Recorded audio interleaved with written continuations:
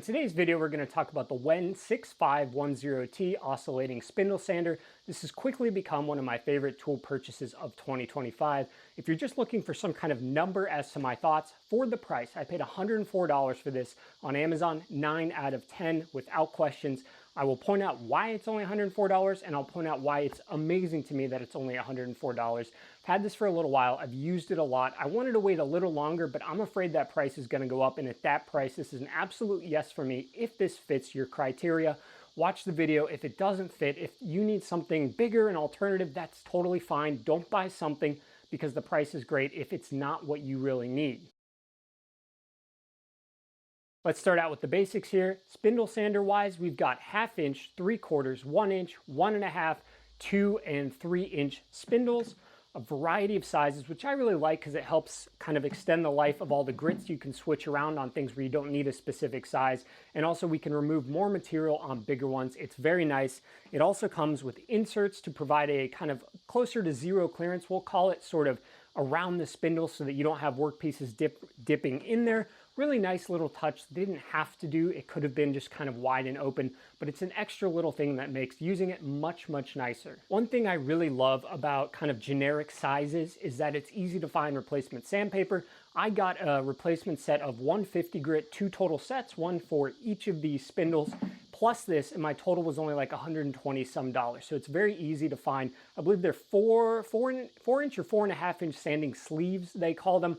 I've really settled on 150 grit is what I like, but I'm not using this for bulk material removal. It does come with 80 grit, which I found to be way too aggressive. So be careful if you've bought this, you've only started out with the sandpaper they've got and you're sanding something delicate. It's very aggressive at 80 grit. This sander does come with its own dust port. It is 1.5 inch external diameter, outside diameter, and 1 3/8 internal diameter.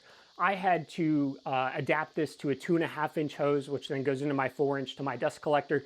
These are relatively cheap adapters. You can get a whole set of them for like $10 or $12. I think I got mine from PowerTech, and they snugly fit on there. It works really well. We'll talk about the dust collection as well. But in case you need to buy an adapter, 1 3/8 internal, 1.5 external diameter for the dust port. The first thing I want to get into are dimensions, not only of the tool, but of the space you'll need to use it. We'll do the very basic machine itself dimensions. We're looking at 15 inches front to back, though that's going to extend more if you need to add some kind of adapter and then your dust hose. I've counted about 4 extra inches on here, plus the dust hose, even if I bend it at 90 degrees. So you could be looking at 18, 20, 21 inches, depending upon the dust collection system you want to go with. It is roughly 13 inches wide total here. I'm talking about the widest dimensions of this machine, which for placing it somewhere is going to be the most important.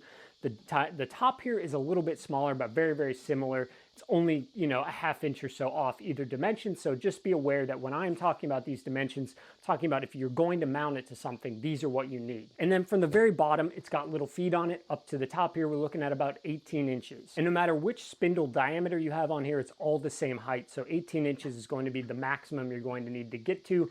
Works great. I think it's a nice compact size, but that may depend on your needs.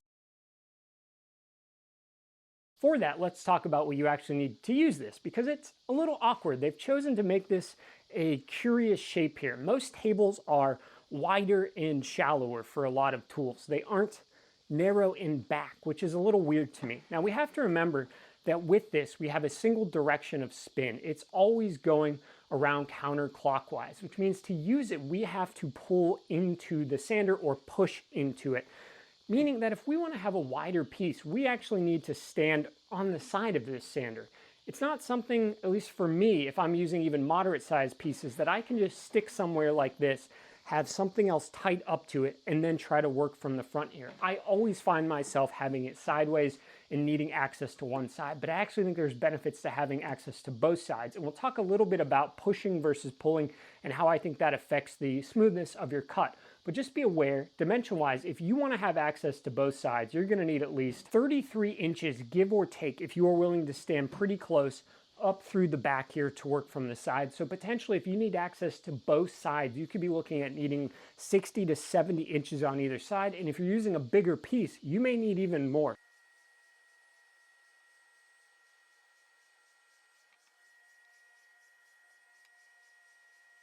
it very quickly takes up more space, and I think there's definitely a reason why this would be a good cart tool, though you notice I don't have it on a cart yet, and there are some reasons for that. I haven't decided where I want to permanently put that. That's a personal thing for me, though. If we're looking at the front, though, and you want access from the front and possibly even the rear, you're going to look at 45 inches or so, give or take. So suddenly it's not as tiny as you think when you have to take into account where you are going to stand relative to this, and especially because side access, I think, and both side access is really important. That may not be important for everyone, but if it is, just know that you need a significant amount of room on either side of this for you to move and manipulate workpieces. Now for me, I have my bench top at about 33.5 inches, and this is just a little high for me. I'd like this a little low, but at about 18 inches here, I think we're looking at 51.5 inches total of this whole thing when it's sitting on my 33.5 inch bench. Now I'm a little over 6 feet. We'll just call it 6 feet. It's a little high for me. I'd love to drop this down a few inches. So depending upon how high your bench is, this could be too tall or it could be too low, and you may need to build a cart for it to bring it down a bit. I'm okay with this height though. I'm not intending to immediately build a cart like some of my other benchtop tools where they were just too big to put on a bench. This is actually one of the few benchtop tools I found that works okay on a bench itself. Now you notice this is not on a cart, and I have future plans maybe to build a back bench kind of wall thing, and this would be something I'd like to put over there. But for now, it is something I can personally carry. I'd say 35, 40 pounds maybe. It's distributed pretty well. It's not too hard to pick up from either way. The only unfortunate thing is the feet don't clear too well on the bottom. I don't love holding things from their tops. I don't know how it's affixed to there, but you're probably gonna have to hold it from the top. But it's definitely something you can probably carry. I don't know what age you are, if you have arthritis or something like that, but for me, this is definitely a mobile benchtop tool in the sense that I don't feel the need to have to put it on something just to move it around. I'm going to do this for a while. It may even be a couple years before I mount this somewhere. We'll see about that. But I'm okay with picking up and moving it, which is pretty rare for me in terms of benchtop tools, which are always way heavier than actually being able to put them under somewhere and put them on a benchtop. Let's next talk about the build quality and kind of what we're giving up to get $104 down to this. Now, obviously, compared to some other alternatives, relatively small footprint, you do not have a huge table here. There are basic things. This is not a particularly smooth cast iron top, but the fact that it is cast iron, I think is really cool. It's not like a table saw. Not only do you need to put wax on it to protect it, but you need wax on it to get this thing smoothed around. It's relatively rough machining. The paint and kind of the finishing of the side is all over the place. It's not particularly good, but remember, $104 is all we're paying for this, or at least all I paid at this moment. Everything else is plastic, totally fine. I've actually been very happy with the quality of the feet in terms of not moving very easily. Sometimes places cheap out on the feet and it will vibrate itself around. I haven't yet needed to bolt this down or anything like that. Overall, fit and finish is kind of where we're giving up some money here. These are relatively nice and sturdy, thick plastic. That's something I always worry about too. I haven't had this for a year, so I can't attest to longevity yet. I can't say it's going to last forever. I understand why it's $104. It's just not a sharp, clean, everything's precision tool, but it's really good for that price. And I am very, very happy with the quality for that price, assuming the motor doesn't go kaput 2 weeks from now. A couple other things I really like here in terms of, I call them build quality. We get about a 6-foot cord. Some benchtop tools come with really short cords, which I don't love because if I'm putting it on my bench, I need to get it to an outlet somewhere. So you're looking at 6 feet there. We've got pretty good storage on this. A lot of people talk about this having great storage, but there is one huge problem. It's got storage for all of the spindles, the tool you need, but it does not have storage for the easiest thing to lose and something you absolutely need, which is these washers it comes with. Every time you change the spindle, there is a specific washer size that goes on top, or there are 3 of them. I had one other washer in there. I've never got an answer from WEN. It's not in the manual. But anyways, there is no place to store these washers. These are the things that are so easy to lose. I do not understand. If I'm missing something and you have this and you're like, yeah, there is storage somewhere, please tell me. I also would love if this nut was kind of a little handle turn thing, but whatever. Again, these things are tiny and you could lose them. Otherwise, absolutely great storage, but I do not love when the easiest thing to lose has no storage space. I ended up putting, it doesn't come with this little bag. I put it inside of this. This is a little router bit bag from a Yonico bit. I highly suggest finding something to stick these in or you will lose them. And the way this works is it requires that washer and the nut pushing down on this to slightly spread this kind of rubberish material. It compresses it, and that spreads it and then grips onto the diameter of the sandpaper. So you have to have these washers to get that even kind of dispersed spread on there. You can't lose them. So just be careful. That's the only downside of the storage, really. Everything else is so well designed. It's so nice and compact. I don't know what they were thinking. WEN, just a little somewhere to put these washers. We're going to talk now about the performance and then why I chose this over some alternatives. And at the end of the day, the performance is really what matters most. I don't care if the paint is chipping as long as it performs really well. There's a 1/2 horsepower motor in here, and I think that's a great decision on WEN's part. When you're sanding something, you have kind of a tendency to want to push it in there. Well, you do to an extent need to push it in there, which can really cause things to bog down. They could have easily put a 1/3 horsepower motor in here and tried to save money. Sticking a 1/2 horsepower motor in here has really helped this thing, especially when you've got thicker woods and you're engaging all of this at once. Like I said, I've not had any issues bogging down. Now, I think the thickest thing I've used on here is maybe 2.5 inches. I've not tried doing a full 4 or so inches on here. So, you know, that's a little bit up for debate as to at 4 inches of, let's say, hickory or something, how would it do? But for most tasks, that 1/2 horsepower motor absolutely powers through there. And speaking of that motor, you actually need to be a little bit careful here because this thing will remove material crazy fast. If you were trying to do some delicate internal sanding of internal corners, you could rip right through material very fast. So if you're doing bandsaw cutouts, something like that, make sure you cut outside of that line. Don't go right up to it because you will make that whole area disappear extremely fast. Like I said earlier, I'm very glad I went to 150 gear to try to kind of slow that down a little bit. That 180 just will divot right in there if you do not keep the piece moving. On this kind of sander, you really have to keep the piece moving if you're trying to get a nice flow going.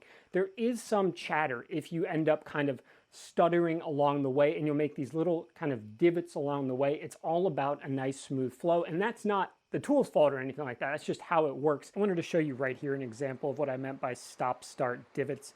You can see these lines kind of across there, and then once I get moving smoothly again, we get a very nice smooth surface.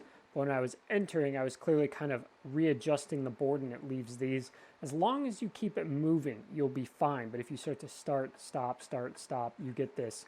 And it's not much, like 150 with some hand will take that out pretty easily. But if you have that all over a large piece you're cutting out, you're gonna have some problems. The oscillating nature of it allows for a little bit more kind of movement up and down, which decreases the resistance a little bit, so it's not just pulling backwards. There's a pull and kind of an up and down, which helps you move the piece around. I would note, for anybody who's using a large dust collector with this, when I hook up mine to this suction is so powerful, and it took me a minute to figure out what was happening, that I was struggling to move my piece at times. I ended up having to use some of the larger diameter inserts to allow for more airflow to get through there because my workpiece was just being almost like pulled straight down to the table. So be careful with that. I'll demonstrate here the power of the suction. Here you can see the power of the suction on this piece of pine. You notice it pulls it down a lot, and this really hurts with keeping it smooth. But when I go up a size on the insert, and I'm only going up 1 here, I'm able to move this small piece very freely, and I have no issues getting less chatter. With that suction pulled down, you can get a little chatter as it's harder to move smoothly through the cut. You can see a very nice smooth cut there.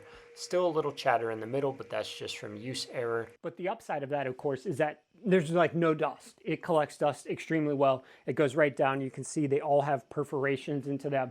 I've been extremely pleased. I haven't needed to wear a mask with this. There is no dust left on the surface when I'm done. You will absolutely need to get a sander stick, a sander eraser, excuse me. These are like $10 or $12, and it will, I don't want to say be useless without one of these, but that paper will clog so quick and you end up just kind of like burnishing the sandpaper or the workpiece instead of removing material.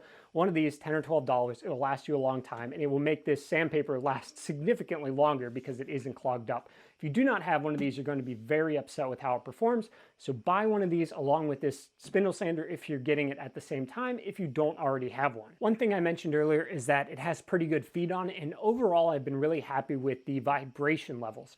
One of the worst things when you are trying to use some kind of smaller tool and you're trying to do something fine is when it doesn't have enough mass on its own to kind of settle that vibrations.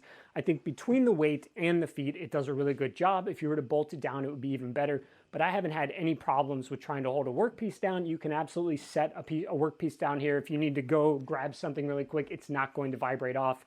and that allows you to get much smoother cuts. Again, as long as you keep moving, you really do not want to like kind of stop and start, stop and start. As I mentioned earlier as well, we have the conundrum of it spinning in one direction, and whether we want to push or pull into the sandpaper here. And I think there are reasons to do both. I find there to be a little more control when I am pulling, so I generally stand off to the sander's right and I pull this way, having my workpiece kind of on this larger spot, pulling in this way.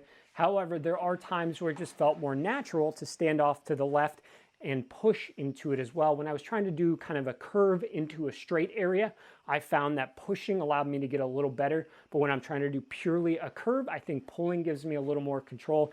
And this is why it's so important earlier to consider the space, because if you need to stand to both sides of these, a push cart, something that's going to allow you to locate it anywhere, spin it around, may be ideal instead of sticking it, mounting it to a bench or somewhere like that. But it's not the biggest problem. If you had to do everything only push or only pull, you'd be okay. It's just a little more comfortable in certain situations to do the pushing than it is the pulling through the sander. Not the biggest deal. Now, one thing I do want to warn you about in relation to the nice powerful motor, and if you got this and you're keeping it clean, much like a router, if you kind of hold too loosely and you touch it the wrong way, it will want to grab that piece and fling it off.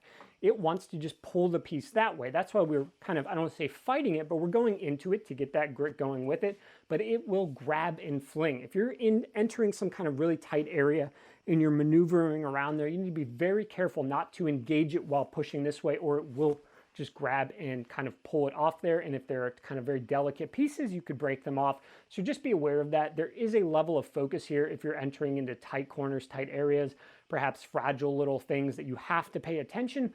Much like a router, if you were doing a roundover on something relatively complicated and entering a tight area, it wants to grab it and just throw it off into the distance. Now, I don't work on a ton of gigantic things, and I think there is kind of a size limit as to what you can do here, but I really like that we have these large diameters, partly because you don't always need the smaller diameter. And if we think about how a rotation works, every time this rotates around versus this rotates around, we get a lot more sandpaper engaging. So if you are doing some rough material removal and you don't need to get into a tight corner, this is going to remove it a lot faster, as we have a lot more sandpaper going every time it turns around. These are going to be a little more delicate, a little less. They clog up faster. I love the option. It's going to make the sandpaper last longer. It only takes a few seconds to change one of these on and off there, so it's not a big hassle. Unlike certain tools, you'll find yourself replacing these really easily and not thinking, oh, I got to take that off of there. I don't want to do that. No, it's honestly a 30-second process, give or take.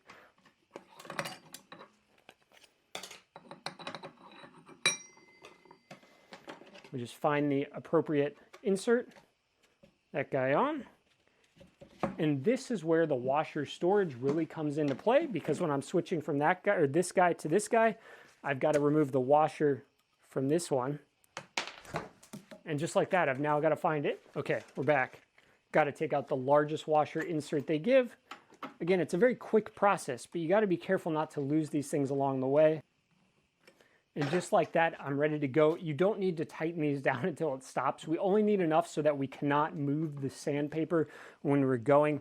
And you're gonna need that washer storage, or else you will lose these things. And they're quite thick washers too. They're not like kind of just a thin washer. So I don't know if it's very important that they're a specific washer, but they've got some density to them. But like that, move your sandpaper around. That way you don't burn through specific sizes very quickly and have to buy whole sets. They seem to mostly come in kits that have a whole variety of sizes. So if you're only using the 1/2 inch, you're gonna have to keep buying kits. You may be able to buy them bulk individually. I didn't see that when I was looking, but I didn't look forever. So don't be afraid to switch these around. It's a very short time consumption to do that.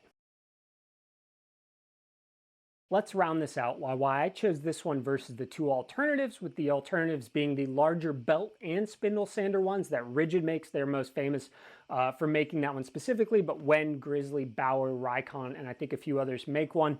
Or the drill press spindle sander kits that are only like $25, $20. First, why not the bigger belt spindle sander option? For me, the belt sander itself was not big enough to be of use to me. I just didn't need that. It was too tiny to do box sides. I noticed I have the WEN belt and disc sander, excuse me, there, where the belt is horizontal, and I believe it's a similar, if not smaller size even than that, and I already found out from that on a box that's like 10, 11, 12 inches. I can't fit the whole side on there to just kind of quickly sand it anyways. It leaves a divot if you're hanging off the side. So immediately for me, I knew that wasn't going to serve that purpose. I also have the 6-inch disc sander that's on there. And for anything I need to kind of do little kind of edge roundovers on, that has worked perfectly fine for me. I just didn't need that belt sander on there. It wasn't big enough for my purposes. If it was much bigger, I would definitely get one, but it's not. So then I looked at, do I need that extra table space? I just didn't find myself needing it. I kind of looked at this thing, I thought about it. My work pieces are usually kind of this by this, maybe a little bigger, but they're not huge. I was okay with this table size. If you need a bigger workspace though, you'll probably want to go with either the belt and disc sander combos, or Grizzly and a few others make special spindle sanders that have much bigger tops, but they're also bigger motors and much more expensive. So right away, for me, paying an extra $100, $200 for features I didn't really need just threw the belt and spindle sander out the window. It just wasn't required, and I don't like spending more than I need. So option 2, the drill press spindle sander kit, which you can see I have, and I have made videos on, and I used for a long time and a lot. So why didn't I just stay with this thing? There were 3 reasons, and one of them really hit home for me over the last couple months, which led to me finally purchasing it. Reason number 1, I don't think, and this was something many people pointed out in reviews, it's a good idea to be pushing laterally a lot on a drill press. A drill press is not meant to have force applied this way, which you are essentially doing when you are pulling or pushing the piece along. Sure, you're not shoving it in there, but there has to be some lateral force applied to engage with the sandpaper. It just doesn't seem like a good long-term option, and I found myself using these a lot. And speaking of that time, I was also running the drill press motor a lot. There was a time, I don't know, maybe a month and a half ago when I kind of finally made up my decision. I spent almost an hour on this thing, on the drill press, with that drill press motor on. Maybe that's totally fine, I don't know, but I sort of worried that I was going to end up harming my $200 whatever drill press because I didn't want to buy a $100 spindle sander. So after a while, the risk to the drill press just became a little bit too much for me, and maybe some of that's in my head, but it made sense that those things were probably not the best idea. And then the third thing was simply a small annoyance with these. These sanders oscillate, meaning they move up and down, much like a random orbit sander. While it's not random per se, it moves the grit up and down while spinning around, so we don't get any grit that is just running in a straight line, which you do with these. There's no oscillation, it's just spinning. And the problem is, there's occasionally some rogue grit, I'll call it rogue grit in here, which is a little bigger than everything else. And if you've got one that's got that in there and you're going over the same thing, this happened to me quite a few times, it will leave a groove around the entire piece that is deeper than everything else. Everything's shaped well, it's 150 sanded grit, you've got this groove going through the middle, and you then have to get the sandpaper out by hand and remove all that other material to get down there. I want to show you now what I mean when I refer to the drill press and having the kind of extra groove in there from Rogue sandpapers. These sleeves are the same company that I have on my drill press. I simply cut them in half. This is the Oscillating spindle sander. You can see a consistent grit mark all the way across here. There is nothing different on any of this. Easy to sand out. You're removing the same amount of material everywhere. But let's look at this. This is from the drill press. Look at this gigantic one in the middle here and up here. We've got almost nothing up here. And then we've got these occasional really, really deep ones. And you can feel these. These are noticeable. Versus these, you can't really feel these. It just kind of feels like sanded wood. Even though you can still see them a little bit, there's no noticeable kind of feeling of those grooves there. This feels like ridges, and it's because this sander oscillates up and down as it spins to prevent anything from just going straight in a pattern over and over. This is what you risk or have to deal with if you are using the drill press one. A minor annoyance, admittedly, but something for $104 for this thing, if I can upgrade, it's pretty interesting. For rough shaping, it works very well. You get the shape you want. Everything is kind of finessed and refined, but then I have this big groove running along there. And yes, maybe that's only on certain sleeves. Am I going to want to keep buying more and more sleeves to try to find ones that are right? That just didn't make sense to me. After a while, I'm going to spend so much money searching for better sleeves that I could have just bought this thing in the first place. So those are the 3 main reasons I didn't go with this. You know, if you're only going to use it occasionally and it's only going to be for rough sanding, I do think it's totally makes sense to go with these at $20, $25. They work really well for kind of that rough sanding occasional usage. If you're like me and you realize you're going to start putting in a lot more time and you've had any kind of problems, you want to get a little closer to finish sanding with these, this starts to make more sense. At $104, if you do not need the belt as well, this is an excellent purchase in my opinion. Well, that's going to do it for today. And I just want to remind you, if you are going to get this, buy one of these abrasive cleaning sticks, aka sanding erasers, any dust hose adapter you may need. And then I highly suggest buying some 150 grit sleeves on here. It's not expensive. I just use some random brand that was recommended. They work perfectly fine. The 80 grit's a little rough, and I think it's just nicer to have a little bit more control. But other than that, just remember, find a way to store your washers somewhere you're not going to lose them. And if you do all of that, you're going to be very happy with this. Hopefully the quality lasts. Hopefully years from now, anyone who's bought this, including myself, we're all still running strong. All right. Thank you so much for joining me today. Bye.